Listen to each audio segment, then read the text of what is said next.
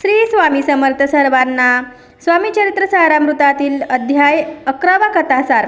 मागील अध्यायामध्ये बाळप्पा मुरगोड क्षेत्री आल्याचे वर्तमान कथन करून ग्रंथकाराने मुरगोड येथे पूर्वी वास्तव्य केलेल्या चिदंबर दीक्षित नामक सत्पुरुषाचे अवतार कार्य देखील कथन केले आहे. त्याच मुरगोड क्षेत्री बाळप्पांना अक्कलकोटस्थ श्री स्वामींविषयी माहिती सर्वप्रथम समजली.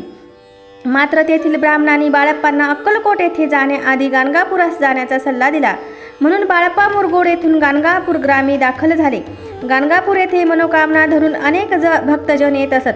कुणी संततीसाठी, कुणी संपत्तीसाठी, कुणी सुख व समाधानासाठी, तर कुणी प्रतिष्ठेच्या हव्यासापोटी गाणगापूर क्षेत्री दाखल होत असत. बाळप्पा मात्र सद्गुरू भेटीचा ध्यास घेऊन गाणगापुरास आले. येथे आल्यावर त्यांनी स्वतःला सेवा कार्यात झोकून दिले. नित्य स्नान, माध्यान्ह स्नान, संध्यावंदन, जपत, ध्यान, नामस्मरण करीत दिनक्रमण करणारे बाळप्पा मधुकरी मागून स्वतःचा उदरनिर्वाह करीत असत. पुढे महिन्याभराने बाळप्पांना स्वप्न दृष्टांत घडला. त्यात 3 यतिमूर्तींचे दर्शन त्यास घडले. त्यानंतर 15 दिवसांनी अन्य एका स्वप्न दृष्टांतांमध्ये त्यांना एका ब्राह्मणाने अक्कलकोट येथे स्वामी दर्शनास जावे असे सांगितले. बाळप्पांनी काही दिवस अनुष्ठानाचा नेम पुढे चालवला. त्यानंतर त्यांना काही शुभ संकेत प्राप्त झाले व अक्कलकोटास जाण्याविषयीचा दृष्टांत घडला. तेव्हा मात्र नृसिंह सरस्वतींच्या वास्तव्याने पुनीत झालेली गाणगापूर नगरी सोडून बाळप्पा अक्कलकोटाकडे रवाना झाले आणि श्री स्वामींच्या सेवा कार्यास प्रारंभ करते झाले. येथून पुढे त्यांना सातत्याने साक्षात श्री स्वामींची सेवा करण्याची संधी लाभली. श्री स्वामी समर्थ सर्वांना.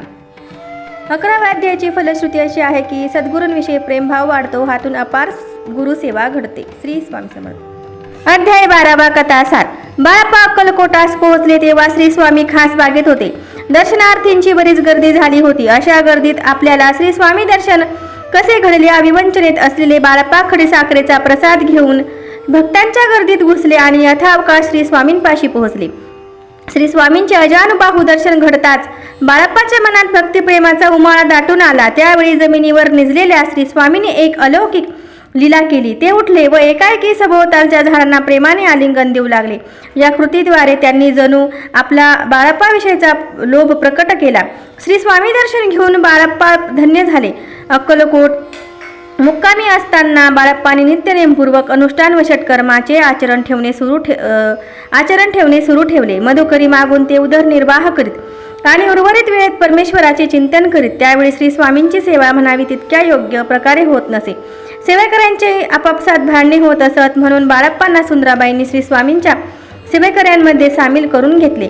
बाळप्पांनी हळूहळू सेवेची योग्य पद्धत अंमलात आणली. त्यामुळे श्री स्वामींच्या पूजेपासून दर्शनापर्यंतच्या सर्व व्यवस्था चोख पार पाडू लागली. दरम्यान बाळप्पाविषयी लोकविलक्षण घटना घडली.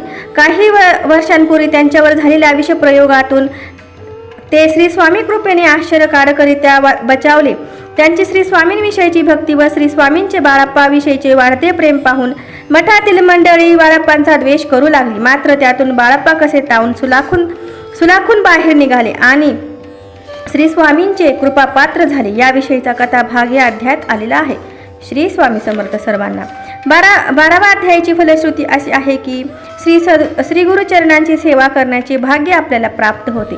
श्री स्वामी समर्थ. जय जय स्वामी समर्थ. व्हिडिओ आवडल्यास लाईक, शेअर आणि सबस्क्राईब करा.